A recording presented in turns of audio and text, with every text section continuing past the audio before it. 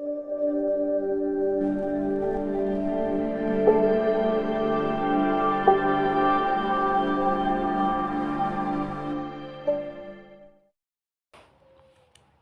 दोस्तों, मैं विकास प्रजापति आप लोगों के लिए लेके आया हूँ क्लास 12th का फिजिक्स का पेपर, है ना, जिसका सॉल्यूशन मतलब एक तरह से आंसर के लेके आया हूँ।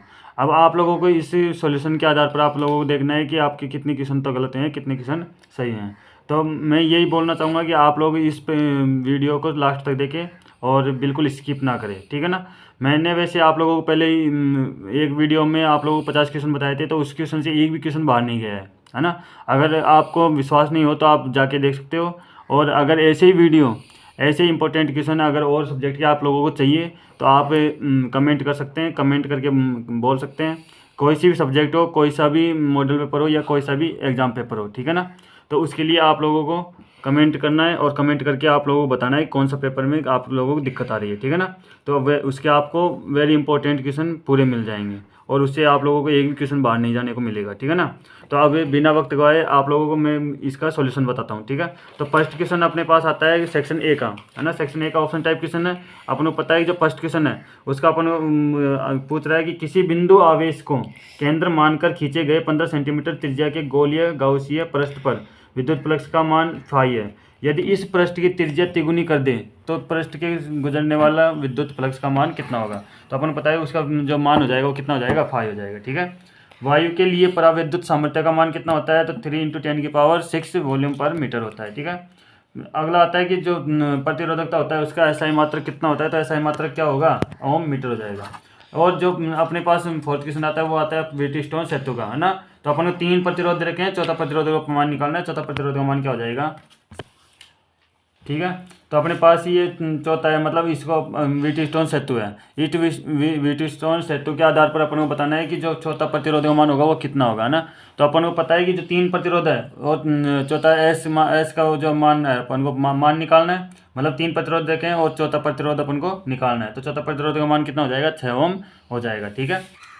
जब कोई आवेशित कण एक समान चुंबकीय क्षेत्र के लंबवत चुंबकीय क्षेत्र के लंबवत दिशा में गति करता है तो कण का पथ कौन सा होगा, तो कण का पथ कौन सा होगा, वृत्ताकार होगा, ठीक है।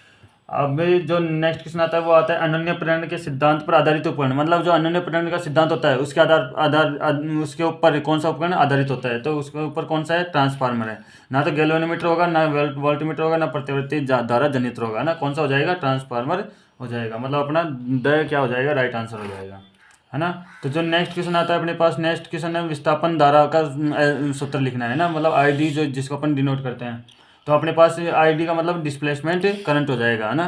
तो इसका जो फॉर्मूला होता है वो होता है क्या, एप्सिलॉन नॉट d∅e/dt हो जाएगा, ठीक है। मतलब इसका जो राइट आंसर हो जाएगा वो क्या हो जाएगा, स हो जाएगा, ठीक है। मतलब ये सी आंसर क्या हो जाएगा इसका राइट। यदि किसी प्रकाशीय उपकरण का आवर्धन ऋणात्मक हो तो प्रतिबिंब सदैव कौन सा होगा। मतलब जो अपने पास आवर्धन का मान है वो क्या दे रखा है, यहाँ पे ऋणात्मक दे रखा है। तो अपन को पता है जब ऋणात्मक होता है तो अपना जो प्रतिबिंब बनता है वो वास्तविक बनता है और सीधा बनता है, उल्टा बनता है, ठीक है ना। मतलब कौन सा बनेगा, वास्तविक और उल्टा बनेगा, सीधा नहीं बनेगा, ठीक है। जो अपने पास नेक्स्ट क्वेश्चन आता है वो आता है यदि संयुक्त सूक्ष्मदर्शी में अभिदृश्यक एवं नेत्रिका का आवर्धन, मतलब 2 चीजें दे रखी है, एक तो अभिदृश्य दे रखा है और एक नेत्रिका दे रखी है। इन दोनों का आवर्धन अपन को दे रखा है कितना, m0 और me। तो सूक्ष्मदर्शी की कुल आवर्धन क्षमता कितनी हो जाएगी, तो दोनों को मल्टीप्लाई कर देंगे, दोनों मल्टीप्लाई कर देंगे तो m0.me हो जाएगा, ठीक है। नेक्स्ट क्वेश्चन आता है अपने पास सूर्य से प्राप्त प्राकृतिक प्रकाश होता है। मतलब सूर्य से जो प्राप्त प्रकाश होगा वो कौन सा होगा, पोलराइज होगा या नॉन पोलराइज होगा या फिर है ना। तो अपन को देखते हैं कि जो ध्रुवित होगा वो अपना क्या हो जाएगा, राइट आंसर हो जाएगा, ठीक है। नेक्स्ट क्वेश्चन देखते हैं अपन, किसी धातु से उत्सर्जित प्रकाशिक इलेक्ट्रॉन की अधिकतम गतिज ऊर्जा 1.8 इलेक्ट्रोवोल्ट है ना। तो निरोधी विभव या अंतक वोल्टता का मान कितना होगा, तो इसका वो वोल्टता का मान कितना हो जाएगा, 1.8 वोल्ट हो जाएगा, ठीक है। ये अपना राइट आंसर हो जाएगा। मतलब अपना सी क्या हो जाएगा, राइट आंसर हो जाएगा। तो फोटोन का संवेग पी, मतलब जो फोटोन होता है उसका संवेग मतलब जिसको अपन बोलते हैं पी, है ना। तो उसका जो मान होता है वो कितना होता है, h/5 हो जाएगा। मतलब h/λ हो जाएगा, क्या हो जाएगा, h/λ हो जाएगा, ठीक है। अब नेक्स्ट क्वेश्चन देखते हैं, संघट प्राचल के अधिकतम मान के लिए अल्फा कण का प्रकीर्णन कौन होगा, तो कौन सा हो जाएगा अपने पास, इसका मान 0 डिग्री हो जाएगा। कितना हो जाएगा, 0 डिग्री हो जाएगा। ठीक है, अब जो नेक्स्ट क्वेश्चन होता है वो नेक्स्ट क्वेश्चन अपने पास है, हाइड्रोजन परमाणु में किसी इलेक्ट्रॉन की पहली उत्तेजित अवस्था में आवश्यक उत्तेजन का ऊर्जा का मान कितना होगा, तो उसका ऊर्जा का मान कितना हो जाएगा, -3.4 इलेक्ट्रोवोल्ट हो जाएगा। ठीक है, मतलब अपना द क्या हो जाएगा, राइट आंसर हो जाएगा। अब अपन को पूछ रहा है कि वे परमाणु जिनके परमाणु क्रमांक तो क्या होंगे, समान होंगे, लेकिन द्रव्यमान संख्या क्या हो जाएगी, भिन्न हो जाएगी, तो उन्हें क्या कहेंगे अपन, समस्थानिक कहेंगे। क्या कहेंगे, समस्थानिक। और अपन को पता है कि जिनका परमाणु क्रमांक तो अलग होगा और द्रव्यमान संख्या क्या होगी, समान होगी, उसे क्या कहेंगे अपन, समबारी कहेंगे। ठीक है, तो अपन को समस्थानिक क्या हो जाएगा, इसका राइट आंसर हो जाएगा। जो नेक्स्ट क्वेश्चन आ रहा है, नेक्स्ट क्वेश्चन अपने पास है कि अकार्बनिक अर्धचालक का उदाहरण है। अकार्बनिक मतलब कार्बनिक अर्धचालक होगा तो वो अपने पास गैलियम आ जाएगा या सिलिकॉन आ जाएगा। ठीक है, लेकिन अकार्बनिक पूछ रहा है तो मतलब अकार्बनिक मतलब क्या आ जाएगा, CDS हो जाएगा। ठीक है, CDS। ये नेक्स्ट क्वेश्चन है। नेक्स्ट क्वेश्चन क्या है अपने पास, फिल इन द ब्लैंक्स का है। ठीक है, तो फिल इन द ब्लैंक्स में अपन देखते हैं फर्स्ट क्वेश्चन, एक धनावेश के कारण विद्युत क्षेत्र रेखाएं त्रिज्याएं क्रमशः कौन सी होती है, बाहर होगी या फिर अंदर होगी, तो अपन क्या आ जाएगा, बाहर आ जाएगा। ठीक है, इकाई विद्युत क्षेत्र लगाने पर इलेक्ट्रॉनों का अपवाह वेग के परिमाण को क्या कहते हैं, तो अपवाह वेग के परिमाण को क्या बोलते हैं, गतिशीलता बोलते हैं, जिसको अपन इंग्लिश में क्या बोलते हैं, मोबिलिटी बोलते हैं। ठीक है, मोबिलिटी। थर्ड अपने पास है, एक गैल्वेनोमीटर को वोल्टमीटर में रूपांतरित करने हैं तो उसके श्रेणी क्रम में उच्चतम मान का प्रतिरोध जोड़ेंगे या निम्नतम मान का प्रतिरोध जोड़ेंगे, वो अपन को लिखना है। तो अपन क्या लिख देंगे यहाँ पे, उच्चतम मान का प्रतिरोध, है ना। अब अपने पास नेक्स्ट क्वेश्चन आता है, तो किसी पदार्थ के प्रति इकाई आयतन में उत्पन्न परिणामी चुंबकीय आघूर्ण को कहते हैं, तो परिणामी चुंबकीय आघूर्ण को क्या बोलते हैं अपन, चुंबकीय प्रवृत्ति बोल देंगे। ठीक है, नेक्स्ट क्वेश्चन है अपने पास, एक संपूर्ण चक्र में प्रत्यावर्तित धारा का मान कितना होगा, तो क्या हो जाएगा, उसका 0 हो जाएगा। ठीक है, ये राइट आंसर हो जाएगा। एक अवतल दर्पण जिसकी वक्रता त्रिज्या कितनी है, 24 सेंटीमीटर है, और उसकी फोकस दूरी कितनी हो जाएगी, अपन को पता है कि R बराबर कितना होता है, 2F होता है। ठीक है, तो अपन को F दे रखा है, F बराबर R/2 हो जाएगा, तो R अपने पास कितना है, 24/2 कितना हो जाएगा, यहाँ पे 12 आंसर हो जाएगा। ठीक है, तो अपना राइट आंसर क्या हो जाएगा, 12 हो जाएगा, 12 हो जाएगा। ठीक है, नेक्स्ट अपने पास, किसी अवरोध के किनारों द्वारा तरंगों का अपने मार्ग से मुड़ जाना, मतलब कोई अपने पास तरंग है ना, प्रकाशीय तरंग है, वो किसी मार्ग से गुजर रही है और उसके जो किनारे हैं उससे टकराकर उसका मुड़ जाना क्या कहलाएगा, अपने पास अपन को पता है, विवर्तन कहलाएगा, जिसको अपन बोलते हैं डिफ्रैक्शन बोलेंगे। ठीक है, डिफ्रैक्शन बोलेंगे या फिर विवर्तन बोलेंगे, ये अपना क्या हो जाएगा, राइट आंसर हो जाएगा। ठीक है, विभव V द्वारा त्वरित किसी इलेक्ट्रॉन से संबंध दे ब्रोगली तरंग दैर्ध्य का सूत्र अपन को लिखना है, तो अपन को दे ब्रोगली तरंग दैर्ध्य का सूत्र क्या हो जाएगा, लैम्बडा बराबर h/2mEV हो जाएगा, है ना।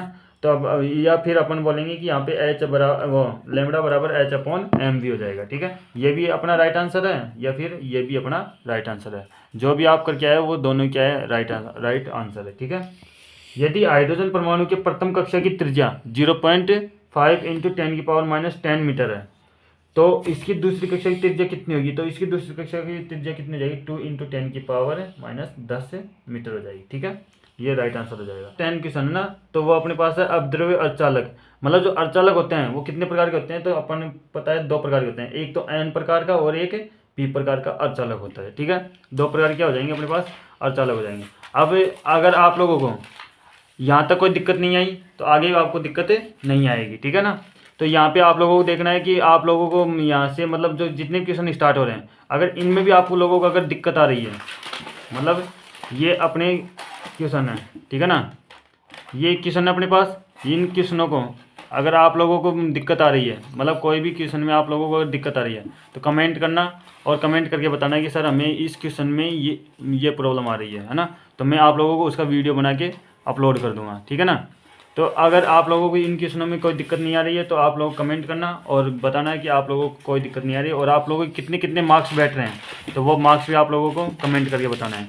ठीक है ना, और आप लोगों को बताना है कि सर हमारे इतने मार्क्स इसमें बैठ रहे हैं और इतने नंबर आप लोगों के कट रहे हैं। ठीक है ना, और कट रहे हैं उनका आप लोगों को ध्यान देना है और आगे से ऐसी गलतियाँ कभी भी नहीं करनी है, और ऐसी गलतियाँ नहीं करोगे तो आपकी परसेंटेज क्या बन जाएगी, सही बन जाएगी। ठीक है ना, तो धन्यवाद। आप लोगों को ये अगर वीडियो पसंद आया तो आप लोग लाइक करना, कमेंट करना और अपने दोस्तों को शेयर करना, और लास्ट में यही बोलूँगा कि मेरे इस यूट्यूब चैनल से ऐसी वीडियो और पाना चाहते हो तो आप लोगों को इसको शेयर करना और सब्सक्राइब करना, ठीक है ना। धन्यवाद।